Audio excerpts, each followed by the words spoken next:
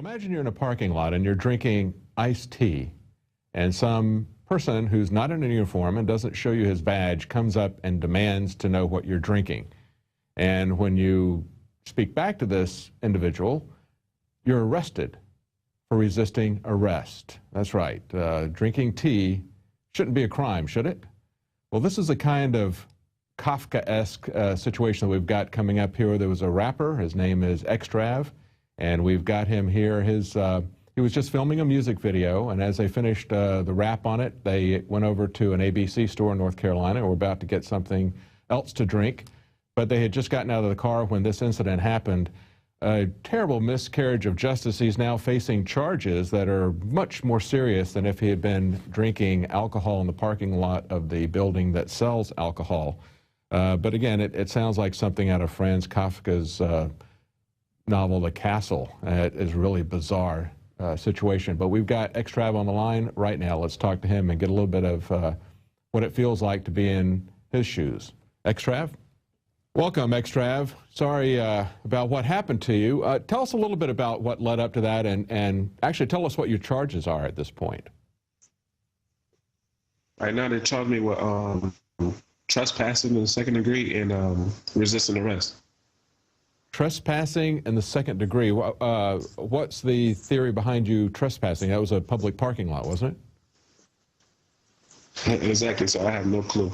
Wow. And so you resisted arrest because he wanted to arrest you for drinking tea, right? I guess so, sir. Wow.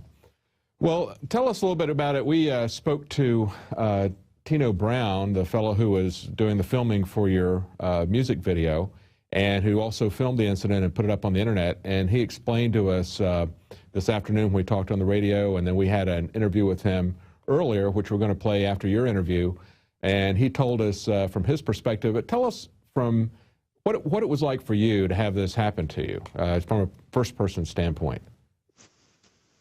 Oh, this was horrible. It was a horrible situation. I wouldn't want nobody to go through the situation I went through. It just started off as something innocent. Like, I was really about to go into the store. I was just waiting for some people to come in just to get some bottles of alcohol or whatever. We just had a video that same day, just finished shooting. I guess Tino was just getting some more footage. You know, I hopped out the car, playing around with my Arizona, just saying, y'all caught me with the Arizona can drinking. There was no alcohol in there at all. It was a juice. You know what I'm saying? And pretty much you see what happened right after that. Yeah, we saw that on the video. It's just amazing. And it just absolutely makes no sense, except that we've seen this pattern over and over again with police officers or some other bureaucrat going above and beyond what there is reasonable for the execution of their job, and then not backing down on it, but just doubling down when you call them on it. That seems to be what happened here. Is that how you would characterize it? Exactly. Yeah. I'll put it in the same words. They abuse authority and is looked at like it's okay. Exactly. And like you told me before, like we talked before, it's becoming an epidemic. I didn't do anything wrong. I didn't deserve that. I served my country for about 7 years in the military. But fought for our country. I did a bunch of things for our country just to get treated like I'm some kind of, come on now, like I'm a thug. But he judged me off what I was wearing pretty much. That's what it felt like. You know, when I spoke to Tino Brown, who took the video, we were talking about how this kind of thing is happening. It isn't a North Carolina thing. It's not an alcohol thing. This is something that we're seeing happening to people everywhere over all different types of issues. And I think one of the reasons that we see this continually happening and getting more and more absurd in the extreme is because people that do this sort of thing, that are working for the government, never get any kind of discipline for this. They never face charges for this. They never lose their job because of this. Exactly. You get replaced, get put on a desk for a little while, and then as everything calms down, you get right back to when you was doing the same position, abusing your authority and treating people as if you're superior just because you're a police officer.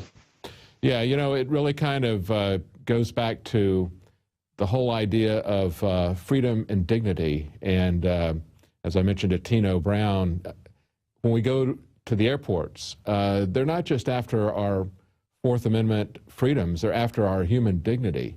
And when I looked at this, it made me so angry to see you getting put on the ground and handcuffed because you were drinking tea, and he wants to make an issue out of it. I mean, to me, it would be bad enough if he was going to come at you for drinking on the premises where they're selling alcohol, you know, but they've got all these tripwires set up based on the kind of artifacts of alcohol prohibition. They have a tremendous number of regulations that are there, like tripwires, and they generate revenue for the state, and they hire these alcohol, quote-unquote, law enforcement agents to go out and do this stuff to people. It seems to me it's almost entrapment to set up a store that sells alcohol and then have somebody is going to go out and arrest people for drinking what you just bought in the store under a state license. But you weren't even doing that. You were just drinking tea.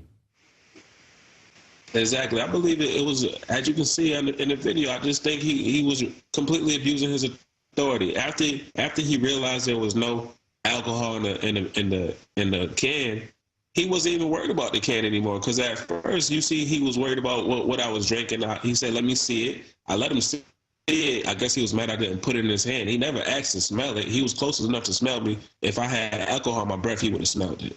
Absolutely. And so as you after everything was over with, after he already had me in cuffs, he never even took the can. He wasn't even worried about what's in the can anymore. And as you were talking, we put the video up of the arrest, and Tino did a great job of filming that because he went over and actually picked up the can out of your hand and held it in front of the camera so people could see that it was Arizona tea. Yes. Absolutely crazy. Well, now, where do you go from here? You've got these charges. I imagine that a charge of resisting arrest is a lot more serious charge than it would have been if you were drinking alcohol in the parking lot of the store that the state licenses to sell alcohol. That's probably a lot more serious charge. When is that going to be coming up for trial? Well, I got a court date June 6th, but right now I'm pretty much talking with legal counsel right now and discussing about how we're going to go about this. Mm-hmm. Mm-hmm. Now, one of the things I know Tino is trying to get the public to rally behind this, as they should. You know, we all have to stand together against this kind of tyranny or we're going to hang separately, as Benjamin Franklin said. This is something that affects everybody. This isn't just your issue. This is everybody's issue. But one of the things that would help is if people knew what their rights were as jurors. If this thing actually does go far enough, this miscarriage of justice, to actually go to trial, people need to understand that they have the right as jurors to judge not only the facts of a case, but also if they like the way the law, if they like the law and the way the law is being applied. And clearly, I think any fair-minded person would have to say that when they arrest you for resisting arrest because they tried to arrest you for drinking tea, that's not a legitimate use of the law there. But you've also got I think Tino said that you're also going to be working on producing a video, kind of talking about it, singing about it from your perspective. Yes. I'm in the process of doing the song right now, and just talking about it from my perspective, just being the voice of this situation right now. I just try to do something positive about this situation right here, because it's like I said, this is ridiculous. It's embarrassing. Nobody should have to get put through this. That would be a very positive way to turn this bad incident into something that would be good, because, you know, I think people can look at this video. They can see you in the music video, and that'll kind of strike home with them more than if we just talk in an abstract way about individual rights and the Constitution and the Bill of Rights. When they see what happens when those rights are abused, I think that's really going to strike home with people. Me too. And so when you get that done, let us know, because we really want to do a follow-up article on that and help it to get some more exposure. I think next day or so. What's that? It's probably going to be complete in the next day or so. It's Great. going to be real soon. All right, great. Well, keep us informed, and sorry about what you're going through, and let's hope that, like you said, you can turn this into something positive. I definitely will, and I appreciate talking to you. All right, thank you. Bye-bye. Well, it's very important to get a good record, and that Skype connection was a little bit jumpy, but we've got another interview coming up with a person who actually filmed this, and he did such a good job of recording what actually happened that this video is really going viral on the internet. And we want to talk to him about the importance of reporting what you see in public. And everybody needs to be aware of that. Everybody needs to stand up for their rights and for the rights of other people. And that's an important part of filming these incidents. Well, Tino, welcome. We see this happening over and over again. The issues may change, the locations may change, but we're continually seeing the police break their authority, essentially, go well beyond the bounds of authority that they're given and are really never held accountable for it. But tell us a little bit about the story. Tell us what happened in the events, how it unfolded.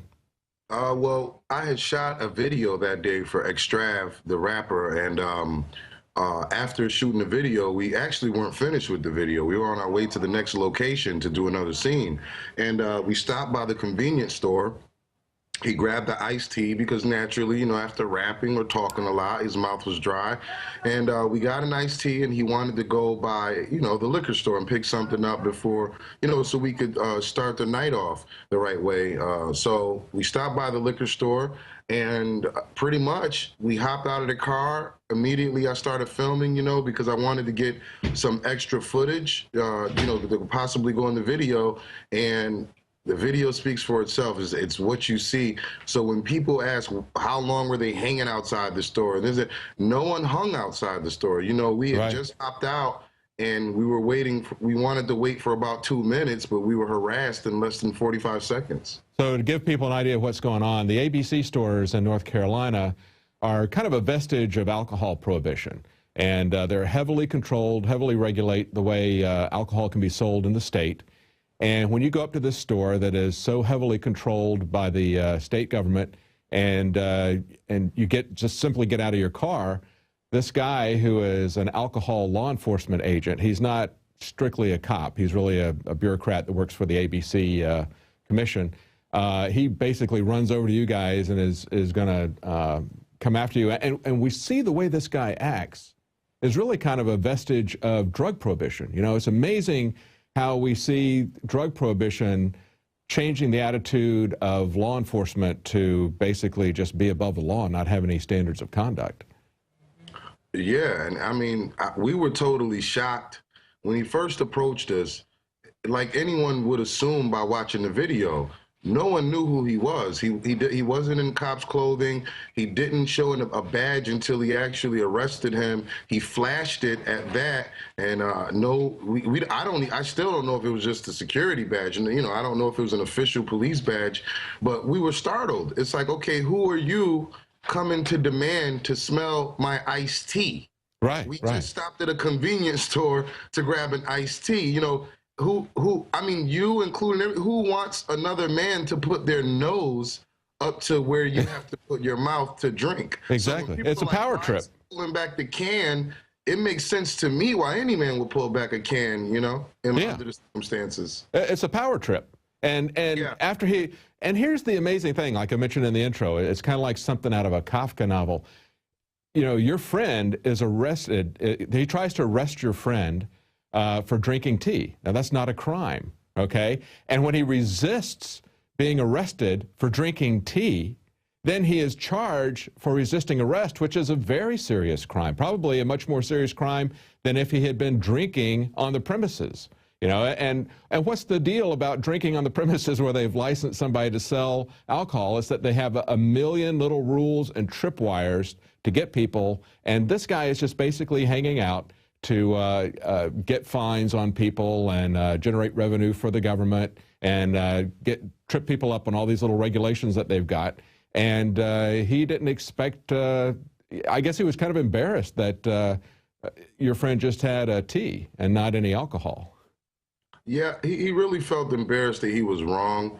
And but he wouldn't admit it. Yeah, he couldn't admit it. So instead of him saying, hey, you know what, I was wrong, it's sweet tea, I had a bad day, I've had bad experiences today, you guys go and get your drinks, have a good time, be sure you don't hang around. We just said, well, thank you, sir. I mean, both of our mothers raised us well. He's a former military soldier. He's been in there for 5 years, served in Iraq. His mother is an actual police officer in New York. So, it's not like he's dealing with thugs here. So, let me ask you, did he threaten you because you were videotaping? Did he make any threats against you to tell you to stop? Well, no, he didn't tell me to stop, because I do know if someone asks you to stop videotaping them, you know, from what I've read, it's, you know, you have to stop videotaping them unless it's an actual crime being committed.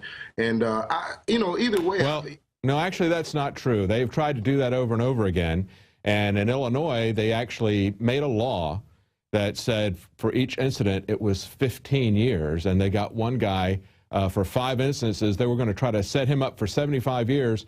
It's been struck down repeatedly over and over again by courts. You have a right, everyone has a right to film the police in public going about their duty. There is no expectation of privacy. And if they're doing their duty and doing the right thing, there's nothing for them to be ashamed of. Right. And so, you know, over and over again in one jurisdiction after another, the police are ignoring the court findings, ignoring our God-given, constitutionally recognized rights, and telling people they don't have a right to film. So I was kind of surprised that he didn't really come. He seemed like the kind of guy that would try to come down hard on you for filming as well. But you say he didn't do that? Well, what he did tell me to do was get off the premises before I get arrested. Oh, okay. He told me. So, you know, but from my guess, I would guess that he wanted me to stop filming, and that was his excuse to, you know, get off the premises. But what I did was I simply drove around the curb to Burger King, which is on the other side of the tree, and I stood on Burger King's parking lot and said, I'm off of your premises now, but you can't stop me from recording. That's right, yeah. And I think you said some other people recorded it as well, right? Yeah, a few people that were on the scene did record it. Well, see, that's the key thing. We've got to watch each other's backs. You know, this isn't even about alcohol or not alcohol on the premises. This is about an out-of-control government bureaucracy operating on so many different levels against so many different people. I mean, you know, there could very well be something to do with the fact that you and your friend were black, because we see that, you know, in the war on drugs, there's definitely racially skewed in terms of their prosecution and arrest and jailing and everything. But this is something that affects everybody. And this isn't something that is about North Carolina or about their liquor laws or about black versus white or old versus young or anything. Everybody's got to be concerned about this, because they're doing this over and over again on all different types of issues. And the big tool that we've got is what you did, and that is filming and putting it on the internet. We've got to build public opinion to get against this before we can get the politicians to actually move and hold the police accountable. Tell us what your friend is doing. Extrav is actually going to have a little bit to say about this, isn't he? A commentary and a music video. Yeah. Yes, actually, he has a music video he's putting together right now that's speaking about the incident, you know, how he feels about it, and he's also he's gonna do an interview with you guys as well, an exclusive. He's contacted me to let me know that he's gonna do it, and you know, he wants to thank everyone for the support, because we realize that without the people, as you said, the public opinion actually speaking up, it wouldn't have made a difference. You know, if I'd have posted the video on YouTube and got 200 hits, you know, nothing never would have happened. But because it affected so many people, and it's just like you said, listen, it's not a black or a white thing. You know, it's more, I guess black people are targeted more only because they feel like we're the easier target based on finances, and he probably doesn't have a lawyer, you know, and things like that. It's easier to prosecute. But the truth of the matter is, it's happening to everyone. Absolutely. And if you feel you're an easy target, whether you're black, white, Hispanic, Asian, it's going to happen to you unless, you know, until you actually take a stand to record it and do something about it. Exactly. I've had Jim Gierak from Law Enforcement Against Prohibition. These are retired prosecutors and policemen who are speaking out against the war on drugs and prohibition. And basically, it's a corrupting thing. You know, it corrupts the police, it corrupts the prosecutors. When they can prey on the helpless in society, it's just a matter of time before they start coming after the people who aren't quite as helpless, until they start coming after everybody. And if we don't check them on this, if we don't pull this back, it is something that affects everybody. And even if it isn't affecting you now, even if you're not going to jail because of marijuana, because you don't use marijuana or something, you still have to pay the taxes to put these people in jail. And there's still a big business going on. It builds the police forces. They're making lots of money by the property they confiscate. And there's a huge prison industry that has a very big lobby that is trying to get this stuff going. And that's one of the reasons why they pick on the poor and the helpless, because they know they can get them in their prison system and they can make a lot of money. They can make $50,000 plus each year on every person they put in prison. So they've got a real perverse incentive to do this sort of thing. And then on the other hand, we see that when there's these incidences of police brutality, they don't ever bring these officers to justice. What may happen is they might get suspended with pay. Maybe they'll get suspended without pay. They never get fired. They never get jailed, no matter how brutal what they're doing is. We never see that happening. And so you have to get the information out there. You've got to film it. You've got to put it on the internet, and we'll try to get it to as many people as we can. It's a really important story, and when somebody sees this video, one of the reasons it's going viral is because it has to make any person who has any sense of justice angry, really, really deeply angry to see something like this. I mean, it really does when I see that kind of thing. When it first happened, I just want to say that I was frustrated, and that's probably why you heard a few derogatory words come after a while. It just hurt. It's something that hurts you to know that, hey, I'm a good guy. We're good guys here. Yeah, right. You may watch rap videos and stereotype and say, oh, his pants are hanging, or he's drinking iced tea. He may have, but you're totally wrong. And I tell everyone all the time, given the situation, look at it this way. We all love our kids. That's if right. that was your 24-year-old son, no matter what color or whatever, you would be extremely, extremely mad. And we just had the video up there where they're putting him down on the ground. It's not just our freedom they're after, it's our dignity. Yes. That is such a humiliating thing. And it's a humiliating thing to be charged by somebody, with the tea thing, to say, let me have your canister of tea. Let me smell your canister of tea or whatever. And he's just drinking tea and the guy won't leave him alone. But it's what we see with the TSA in the airports. And they're coming after both our freedom and our dignity. They're trying to dehumanize us, and they're trying to enslave us. And people need to wake up and do something about it. Well, thank you so much, Tino, for filming this, for putting it out, for speaking up. And I know that Xtrav is going to have a great video because he can really speak to this from the heart. And having experienced this, it's going to be a great video. We're really anxious to see that. Hey, and if I can say one last thing, make it quick. So I'm going to make it quick. If anyone wants to get any updates from me about the situation, they can follow me on Twitter at TinoBrown315. And I really appreciate you guys giving me the opportunity to have a voice. And I really appreciate all the people that watched it, that made a phone call, that filed a complaint, that stood behind us. June 6th is his court date in Fayetteville. I have quite a few people that are actually going to show up.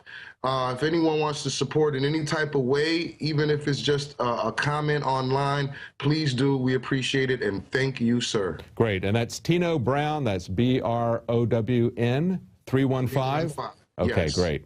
Okay, thank you, Tino. Thank you.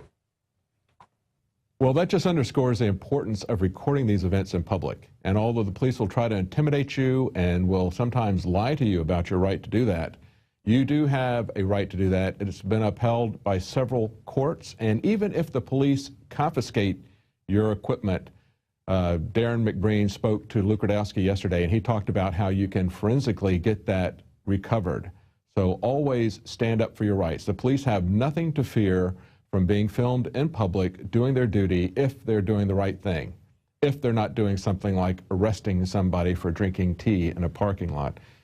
Now, our new issue of the magazine, InfoWars, just came out, and this magazine is a real collector's item. Not only is it something that's very important in light of what's just happened in the Boston Marathon bombing, our crew went into extra overtime on this to do major rewrites because of the marathon bombing that happened just before they went to press. But also in the magazine, as you'll see here, we've got some bumper stickers. We got 3 bumper stickers here in the magazine. There we go. You can see that there. And, you know, one of the things I like about Alex is when the government tries to intimidate him and tell him that he can't put bumper stickers on the car and park them in Austin, or you've got the LA government trying to fine him because somebody put a bumper sticker somewhere of InfoWars, like they don't do that with Obama all the time, everywhere. When those types of things happen, Alex doubles down, because if you don't stand up for your freedoms, just like we were talking about videotaping, if you don't stand up for your freedoms, you lose them. You lose them by intimidation. You lose them by not exercising them. So get this issue. It's a wonderful collector's issue, and it's got bumper stickers that you can put in legal, lawful places, and you can figure out where that is yourself. But it's also a collector's item. It's all about false flags, and they did a great job of putting the history of false flags in there, so it's a great piece to help people wake up. Also, please consider getting a subscription to Prison Planet TV. Just one subscription will allow you to share that with up to 10 other people simultaneously. The cost of the subscription helps to pay for our bandwidth and to help to fund our operation here. Well, that's it for tonight.